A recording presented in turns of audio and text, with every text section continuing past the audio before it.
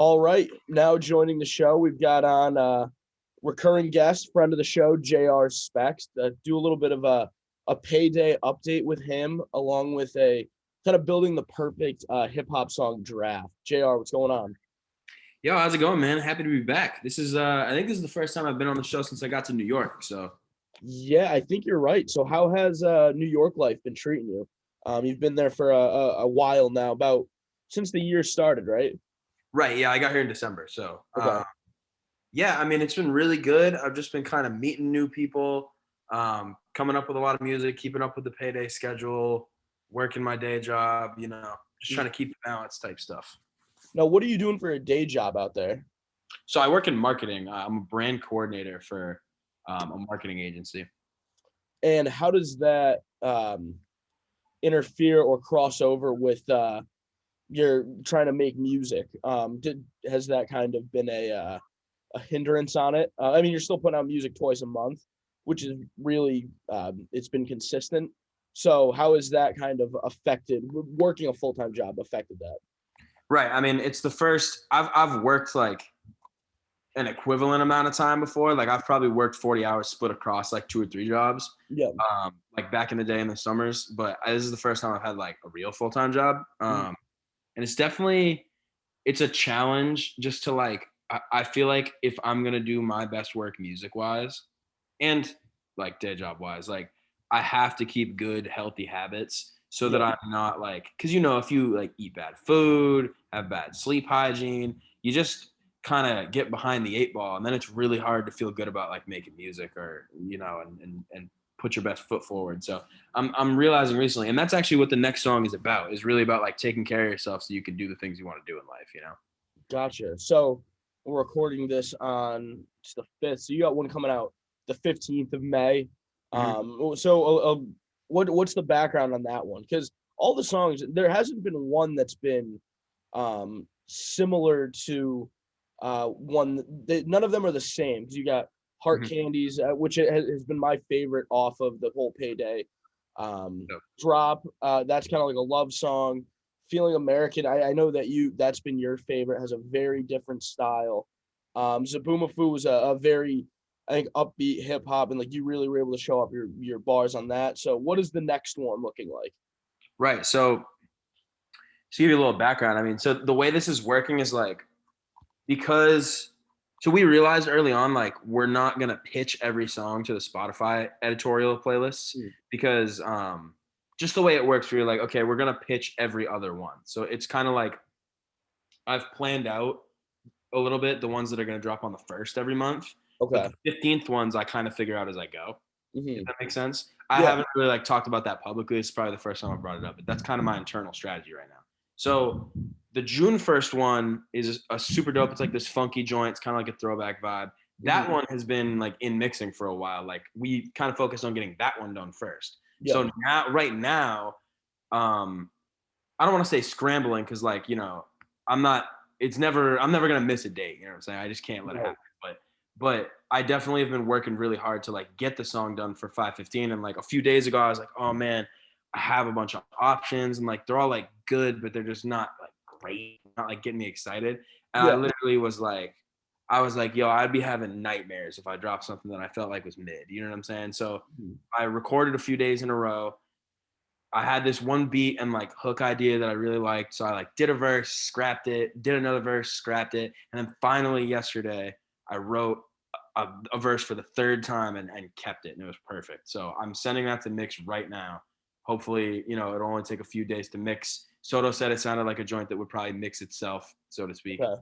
And so that's going to drop on time, thankfully. And just as far as like the content of the song, I'm really excited about it because I had the idea for the song. Like I got up real early after like a solid day of like got my shit done, went to bed at a reasonable time, woke up feeling fresh. I was like, I got some time before work. I'm gonna walk, go get a coffee. And I was just like writing while I was walking because that's like my mission right now is to get the songs done.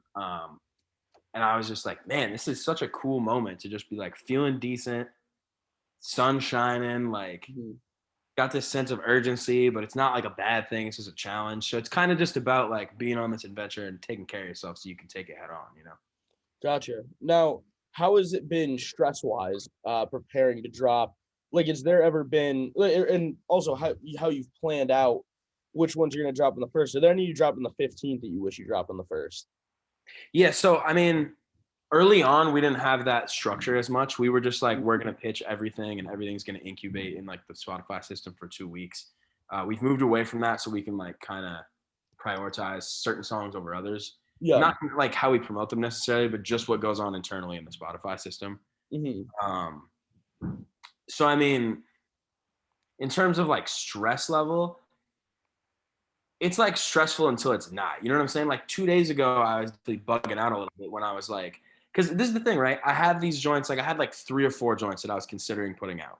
Right. And none of them were bad. Like I think they're all good songs. And if I would have dropped them, nobody would have been like, oh, he like took this one off. You know what I'm saying? Mhm. Like maybe a few people, but I want to blow somebody away every time one comes out, you know? Yeah. And I think for the most part, I mean, there's 1 or 2 songs that I've put out that I feel are good songs, but just could have been a little better. But for the most part, it's been like I've really just stayed at people's necks, I think, and I'm really proud of that. So Gotcha. So the move, going back a little bit to the move to New York, how much has that benefited your career so far? Because I know you've got your management team is out there, Be All is out there as well. How much has that really helped you versus still being in Maine? yeah, so the ways it's helped, number one, my manager Garrett, who does a lot of photography stuff for me, is right here, so we shoot for the songs, on a moment's notice, and it's really easy. On top of that, I mean, I've just been networking a lot recently, like going to events, stepping out, trying to be part of the community more. And that's been really beneficial. Like, I've met a lot of cool people. It's starting to like, and for a while, I was like, all right, I'm not gonna see like return on investment of like my time, like going to things all the time, like for a while. But Yeah. it's starting to happen a little bit where it's like, oh, sometimes you're just like, oh, I should go to this thing just because. And Mhm. you do, and you might meet someone who knows someone who has an idea. So I can't, there's some things I can't announce quite yet, but I'm playing a show that I think you're going to be really excited about in Yeah. July. And then I have a show coming with Malik Elijah, Chase Murphy, and some other artists on May 21st in New York, my first ever New York show. So that's going to be super dope. And I just dropped the song with Malik, Welcome to My Zone. So we're going to play that one at the show. It's going to be really fun, I think. That's pretty sweet. So how have you kind of going back to like the networking, how have you kind of found your fit? And like, was that difficult early on, kind of trying to find your groove and people that you can confidently network with and confidently work with? Because you're in a whole new state, in a huge city versus being in Maine or being at UConn, which are very different scenes than going to be in New York. Right, definitely. I mean, I think I had a little bit of a leg up because there's a little bit of like a Maine transplant community here in terms of like my managers, Alex and G, both went to college in Maine. So they knew all these other cats from Maine, like B. Yep. And, my engineer Soto, my other engineer homie Nate, like all these cats either grew up in Maine or went to school there and kind of met, and now they're all here. So that's kind of like a built in community. And now I'm just trying to reach out more to like when I hear events are going on, like, I would love to just be the dude that's at every event, Yep. and because supporting other artists is just dope, and Mhm. being able to experience their art is fire on its own. And then also just the biggest thing I've been saying about Payday is like the music does speak for itself, but if it's easy to ignore, it won't do anything. So Yeah. that's why I'm trying to put something out all the time so that people like can't really like forget that I'm there. Gotcha. Yeah. That whole artist supporting artists. I think that you see that definitely when you come back to UConn, especially the show you just did. Mhm. How it's you're the main draw there, you and Be All, but um, the smaller groups and smaller artists that are still there, like Danny and Charter Ghost, being able to support them on a night where you're the big draw has got to be a pretty cool feeling, especially kids that you went to college with. Bro, and Charter Ghost, I mean, Gustavo's just a fucking like mad scientist, dude. I thought that set was so cool. Yeah, That was awesome. the Weezer cover he did was awesome. He seems out of his mind though, like just absolutely out of Smoked his it, dude. mind. No, definitely. He's definitely got that like perfectionist streak where it's like he'll really like take a stand to make sure something is exactly how he wants it. And Mhm. I think I'm glad that he'll like speak up for his art like that because I think he's gonna do some really cool stuff. That's cool. That's awesome. So we did a little bit of the payday update. I do want to get into this draft though. It's something I've kind of wanted to do for a while now. Mhm. So it'll be build the perfect song, hip hop / rap song. You pick one main artist, two features, and one producer. You don't have to pick in any sort of order, but this has been one I've kind of kicked around a little bit, and it seems like you're the perfect guest to have on to do it. So, Mhm. I'll as you're the guest, you'll have the number one overall pick. Like I said, you can pick in any order if you want to go producer, feature, main artist first. It's all up to you. Make sure you go vote on this actually on Instagram when you hear this at my parents' office to vote on who you think wins the draft. So without further ado, JR, if you want to take it away with the number one overall pick. Right. Okay. So I'm gonna do. Let me get. I guess I'll take Kendrick Lamar for the main artist for number one overall pick. I feel like that's. I mean, that's kind of like a basic pick, maybe, but I just feel like that's what I got to do. Now, are you doing that because of him as an artist as a whole, or who you think could work with him along with this, or just kind of a mix of all of that? So I think fit could be a cool consideration depending on who you want to go with. Like maybe if you pick like Drake number one overall, or something like that. Like there's certain artists you wouldn't really put with him. Right. Although I don't know, he's super versatile too. But I just feel like Kendrick can fit with anyone and be super dope because he's just like he's really an artist. Like I feel like he's got a perspective on Yeah. any type of hip hop you could throw it in it like at him, you know. Now, you must be pretty excited. He's got a new album coming out in this. I mean, this past stretch of albums that's come out. It's Pusha T, Future last week, Jack Harlow actually tomorrow, and then is it Kendrick next week or the week after? Kendrick is a week from tomorrow. So yeah, so four in a row. I think a pretty good drop. I'm super. I'm a big Jack Harlow fan, so I'm super excited about that. But the Pusha T one was great. The Is dope. Future one with the Future dropping music is always awesome. But that Kendrick one kind of just like caps it off as It's a double album too. is it really? I saw that. He posted it that website that he's got, the Oklahoma or however you say it. It's got like the different folders where he posts like things kind of like secretly and just waits for them to go viral. And he posted just a picture of himself holding two discs, and one of them was labeled Mr. Morale and the other one was labeled Big Steppers. So it's like they might be like two records. Now, what do you think if with the double album? What way do you think he goes about it? Because like there's like Drake kind of did like an R&B and then like a hip hop or more hard rap kind of side when he dropped Scorpion. What do you think is the way to go for, or the way you think Kendrick will go? So I think I've been saying since Family Ties went like big that he was gonna lean a little more that way. Ever since like, because some of the leaks that were leaking for Kendrick in like 2020 were like stuff that ended up on Baby Keem's album or like similar things. So I do think he's gonna go that way a little bit and just do some really like zany trap stuff, which I'm totally down for. I mean, Melodic Glue is like my favorite album of last year. And I think that'll maybe be one disc, and then the other disc will either be more rooted in. I don't see him as somebody that really gives a shit about expectations, because I remember him saying in an interview like he knew To Pimp a Butterfly was going to piss everyone off, and that's like why he did it. So the other disc might be something even weirder than that, which I know there was some reports that he was maybe making a rock album because he was going to headline like the Glasgow Festival or something. And then it got canceled for the pandemic, I think, or I don't know. So maybe we'll get like two discs. One will be like Baby Keem trap shit, and the other one will be rock music. That's my guess. That would be pretty awesome. A Kendrick rock album would be pretty sick. Yeah, we'll have to see. That could be way off base, which would be hilarious. So my number one overall pick, it's kind of the same. It's a basic pick, but I think I look at this one as more of a versatility one where he's worked with so many people. I'm gonna go with Kanye West, especially.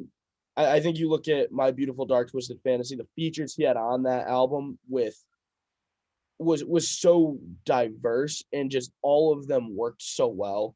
And I think that the perfect example of that would be Monster with Rick Ross, Nicki Minaj. I think that's arguably one of the greatest features of all time is that Nicki Minaj one, and kind of solidifies her as the greatest female hip hop artist of all time. So I'd have to go with her. or go with Kanye, just because of how much he elevates everybody around him as a main artist. So that'll be my number one overall pick. Yeah, that's dope. I like that. I definitely think. Well, I remember seeing an interview where Nicki Minaj, I think, was saying like she was writing the verse for Monster in the studio with him because they had those Hawaii sessions for that album. Yep. And she was saying like she was writing a verse, and Kanye was like, "Don't just come up with shit that rhymes. Like, figure out what you want to say, and there's always a way to make it rhyme once you have the thought." Yeah. And that's like just such a good like concept, I think, because there are sometimes like the rhymes can write you if you're not careful, and you're like, why isn't this good? And it's like, oh, because you just picked the last word and then tried to fill the rest of it in. I that was one of the things where I was saying I kept rewriting that verse. Like the first time and a half that I wrote it, I was probably just like letting the rhymes write the verse, Yeah, that's I think with people coming up in music, that's probably a good note to have versus just trying to get everything to rhyme and sound very fluid altogether. Right. Sometimes not rhyming is dope too. Like Yes. sometimes if a rapper like as long as it flows nice and maybe you go right into a different rhyme scheme, like I can hear you switch the shit after 3 bars. Like you don't have to do the same rhyme for 8 bars or 4 or whatever. All right, back to you. You've got the number 3 overall pick. You took Kendrick off the board as your number 1, as your main artist. So if you go features, producers here, right back to you. Okay, so I'm supposed to pick 2 features and a producer, right? Those are Yes. gonna be my next 3 rounds. So I'm gonna say Jay-Z. Okay. I'm gonna say Jay-Z because and I wasn't thinking I was gonna pick Jay-Z coming in, but I think I'm gonna pick Jay-Z just because I feel like he's first of all, him and Kendrick have the "Bitch Don't Kill My Vibe" remix, and I think that's the only thing they're on together. So another one would be sick because that's like 2 of the greatest rappers ever, right there. Yep. And I'm kind of just imagining like if it's gonna be a somewhat traditional like rap song, you want to pick someone who's like one of the goats, like Jay-Z, but maybe not somebody like I wouldn't want to pick like I don't know, someone like older school than Jay-Z. Like I think Jay-Z is the perfect amount of like in the past and present. Yeah, it's a good cutoff there. Right, exactly. Like he's got enough ties to like the young guys that it works. I like that. I like that pick a lot. That's a good one. Um, I'm gonna take my producer off the board now, actually. With the 4th overall pick, I'm gonna go with No ID as my producer. Oh, dude, I was gonna pick No ID. Dude, that's so good. Because like I had it noted, I kind of like went through like songs that different producers worked on, and when you look at his like the one of my favorite songs of all time is "The Story of OJ" and "Bound to." He worked on probably my all-time favorite Kanye song, "Gorgeous." I think that there is just no miss with him and the artists he's worked with, like Nas, Common, Jay-Z, Kanye West. Like the resume speaks for itself there. So before that got scooped up, and I had to drop to like another producer, I wanted to take him off the board pretty early. So yeah, I'm gonna go with No ID as my producer. Shit. You know what else No ID did was first of all he did that Logic album from 2020, which I thought Logic dropped a lot of shit that I didn't like for years and years after Under Pressure. Like there was a lot of stuff I didn't just rock with, but Yeah, that No Pressure album he put out for his retirement, No ID like did the whole thing. They locked in again, and it was really good. It was like out of nowhere. I was like, whoa, you had this in your bag the whole time, like yeah. that was super fire. And then one of my favorite rap beats ever is Death of Autotune by Jay-Z off Blueprint 3. That beat is just it's got so much character. Yeah. So yeah, No ID, great pick. So back to you. You've still got a producer and a feature left on the board with the 5th overall pick here. Right. Okay. So I'm gonna have to call an audible here, but I'm gonna rattle out my thought process. So this is the thing, right? There's all-time greats that I could pick. Like I could pick DJ Premier or like a Metro Boomin. But those I feel like kind of like just box it into a certain style so much that if I want to pick somebody who's going to have a distinct style like that, I want it to be something like super unique. Because like DJ Premier, like super unique, but it's just been recreated by so many people. You know what I mean? Right. And Metro Boomin, same thing. So I'm going to bring out kind of a hot take. I think I'm going to go with Jake One. Okay. I don't know if you're familiar with Jake One. No. So Jake One I'll rattle off some things he's done. He did Acid Rain for Chance the Rapper. Okay. He did Three Kings with Jay-Z, Rick Ross, and Dr. Dre.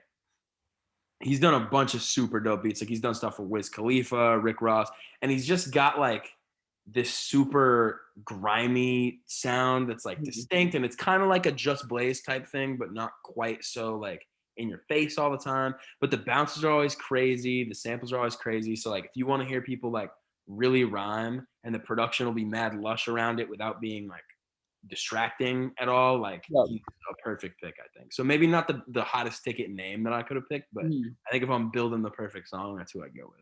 Yeah, I'm looking at. I got his discography pulled up now. How common is it? Because he's produced like a handful of songs on different albums. How common is that to use different producers for the same album? So this is the thing, right? A lot of people do it. A Hmm. lot of people do it for sure. And me personally, I've never really done it. Like my albums have always usually been like I'll do the bulk of it, and then I'll maybe pull in a producer for a track here and there. Yeah. Um, Lots of cats nowadays. I mean, it really just depends. If you look at like the industry albums, I feel like they just pick the best 12 songs they've got from like every different session. So they Mhm. might have a real grab bag. But then there's also cats that'll lock in and really like do it in the studio with like the same three people, you know? Like I know Yeah. JPEG Mafia and Danny Brown are dropping an album together. That's two vocalists, but like it is dope to see like still at that top level, like people really locking in and staying cohesive with each other. Drake, I mean, he'll stick with 40 for like a whole record, Right. or at least 40 will be involved on every song. So I don't know. I guess it just depends on what your process is. Gotcha. Yeah. So you've got one feature left. I've got two features left. So I'm gonna take my first one. I'm gonna go with to work with Kanye. I'm gonna go Andre 3000. And when I think of him as like a feature, I'm a huge Outcast fan, but when I think of him as a feature, I just think of Ben's Friends, and like his verse on that is just unreal. Like it's a song I found way too late, like years after it came out. I thought I found like this hidden gem, and I was completely wrong. Like I told my friends about it, and they're like, "This has been out forever." Mhm. Um, but just Under 3000 is so funky too with his style. If you go back to very early Outcast, um, that I just think he's so versatile. And you actually brought him up last time you were on Mhm. when we were comparing pizza toppings to artists. You said he's tried and true and kind of works on everything, and that's a very true statement. I think he works good with anybody, and hearing him with Kanye would be awesome. So I got to take Andre 3000 off the board as my feature. Have you heard the joint that Kanye and Andre put out this year? I have not. Yo, it's crazy because it kind of got overshadowed like a little bit because Donda came out and Yeah. then they put the song out. Like it didn't make Donda because there was an issue about Kanye censoring Andre's verse, and he was like, "That's not how I wanted the song to live." So it Okay. ended up just coming out as like a single, and then I think it was on the deluxe, just the clean version. But Yeah. go check that out. It's called "Life of the Party." Andre's verse in that is fucking like it's Ridiculous. shocking. Like even for him, I was like, "This is crazy." Yeah. It is crazy to see how much he's done kind of outside of Outcast, like Mhm. as an artist, and even just as a celebrity. Like he's been in one of my favorite movies, Semi Pro. He was in that, but outside of that, it's crazy how much his career's evolved since Outcast kind of has broken up a little bit or disbanded, I should say. But Right. And he's awesome. it's so weird too that like he stays in so many conversations, but he doesn't put his own music out. Like everything we're talking about is a feature, you know. Right. So And he produced part of Pusha T's album too. I'm pretty sure. Uh, really, I didn't know that. I'm almost positive it was he produced a decent portion of that. But so I mean, still even that production wise, he's still around in an album that dropped 2 weeks ago, which is crazy. Yeah, super dope. Nah, he's a great pick. All Uh, right, you've got your final feature here, last pick. So right now you've got Kendrick as your main, Jake One is producing, and Jay-Z is the first feature on the song. mhm. Yeah, so this one's easy. I'm gonna go with Frank Ocean for the hook. Okay, I like that. Just because like I'm a big hip hop guy, but I don't want it to be so purely hip hop that it can't like you know what I'm saying? I really like it when Yeah. it's like the rapping is like surrounded by things that kind of like contextualize it in Mhm. like other types of music a little. like No Church in the Wild, Frank Ocean has done, and then he did that other joint from that record, Made It in or Yeah, yeah, he's a Made good It in America. America, I want to say. That's another great one. Yeah, so I mean, he just doesn't miss, period. But Mhm. especially on hooks, and it's tried and tested with Jay-Z. So Yeah, that's a good pick there. I like that a lot. So my final feature, I'm gonna go. You kind of just inspired me by that by not going super hip hop or super rap with that. I'm gonna go Tyler the Creator, Mhm. especially with him on Igor. It's very soft. A lot of his music, or just his voice. It's not him rapping like he's on Smuckers or Yonkers. It's very I shouldn't say soothing, but it's very different for him, I Mhm. guess, and would be I think a good second feature on this song. And an artist I really do like, but I like his music when he's not more of his R&B stuff versus when he's actually rapping. So I got to take Tyler the Creator for that.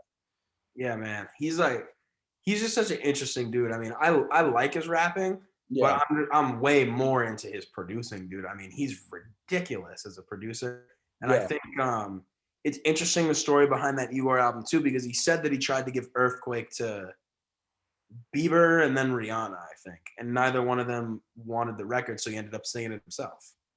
that's crazy. That is it like fits. It sounds like perfect for him, but Mhm. like I don't know if I can picture Rihanna doing it. I can definitely picture Justin Bieber doing Earthquake though, which would have been Imagine how sick wild. that would have been, dude. Either one of them, that would have been just fucking. Because it's not like super weird, but it does have character because it's a Tyler record. It's never gonna be like sanitized. So if one of those big name artists like signed off on it and did the song, it would have been such a cool moment to have all that musicality and have the Playboy Cardi feature on there on a Bieber song would be like, Mhm.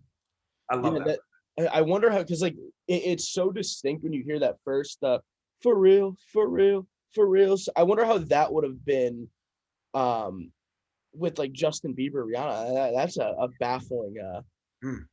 thing. That's crazy. It's interesting too to think like I wonder if he still would have did all those background vocals, if we would Yeah, have those in from the production session. I mean, it's cool to think about. We might never get it, but I mean, I've always said like if Tyler the Creator just wrote a whole album like that, like mhm, imagine if he had given the entire Igor. Like I like Igor, but I just think the singing is not. I'm not totally sold on it. I get yeah, that it's like gritty because it's not perfect, but I mhm, think if he had given that whole album like it's done, just here you go to some nasty vocalist, like sing the whole thing, like yeah. let's re-record it based on what I have here. That it could have been like one of the greatest records we've heard in like a minute. Who would be your ideal pick for that? Would it be one of the two that he decided to go with, or decide wanted to give it to on Earthquake, or would it be somebody else? I'm trying to think who would be a good fit. I mean, it'd have to kind of be like a pop singer. Like it couldn't be anybody who's too like idea driven because Yeah, they would like it had to be like I was about to say like Childish Gambino's voice would have been cool on Earthquake, but he would never accept like a finished work from someone else to just paint over. yeah. Um, so I don't know. It'd have to be someone pop like Bieber would be sick. Maybe like Ty Dolla Sign. I don't know. His voice is a little too gritty for that. Maybe. Yeah, Yeah, it's fun to think about though. yeah, definitely. And going through it, like, there's a lot of songs that, like, I'm like thinking of it now. Like, one of my favorite off of it is "Boy's a Gun." Like, that would be a very different vibe if somebody like Justin Bieber was doing it, or if it was a female voice coming over that track. That would be something different. I didn't know that. Thank you for that one. Yeah, Little no, Easter egg definitely. there. That could have been a rumor too, but at the very least, it's something good to ponder. Yeah, definitely. Um, so trying to think. So you said I've been thinking about this show that you said I'd be excited for in July, um, that you're doing. So is this a New York show? Yeah, it's a Or rumor. all right, I think another main artist possibly. Potentially. I can't give too much away, Yeah. but we'll see. All right. All right. I like it. I There'll like. be there'll be an announcement probably like after the May show that I'm doing. Okay. Cool. Cool. So have you been following the Celtics playoff run so far? Yeah, I mean, dude, just with payday and having a full time job and trying to like run and see friends and stuff, Yeah. sports has definitely taken a unfortunate backseat right now, Yeah. like especially because like I like basketball, but soccer is always my main like watch. And Okay. I've been like missing Liverpool games like crazy because they're like during the workday sometimes. Yeah. Sometimes they're on the weekend, but they're at 7 a.m. So I've been missing a lot of games. The Celtics, I have been watching at least a little. I watched like the whole Brooklyn series, which was dope. I might have missed like one game. Hmm. I saw some of game one of this series. I watched some of game two for this series, and then game three is what is that? Sunday, Saturday? Yeah. Yeah. So if it's on the weekend, I'll Late definitely see Saturday. the game. So that'll be dope. But That, yeah, that I mean, I'm really excited. The parts of game two that I saw, it was just shocking that Giannis like can't move Grant Williams. He's like 5 inches taller than him, and he can't move him. It's he's sick. just a brick shit house. Like he's played so well for them like over this whole season, and having him has just been awesome. Like that's something that they lacked. Like every year that they went for a playoff run was somebody as talented as him, but also built like him. Right. So having him now, like kind of getting towards his peak, I think is the best thing you can ask for. Right. No, definitely. And I think the biggest thing that always stands out to me about Grant Williams is like he's just one of the most disciplined players you could ask for. Yeah. You know, he doesn't do dumb shit. His fundamentals are very consistent. Hmm. And it's that's like the glue that you need in like a team that can challenge for a title, you know?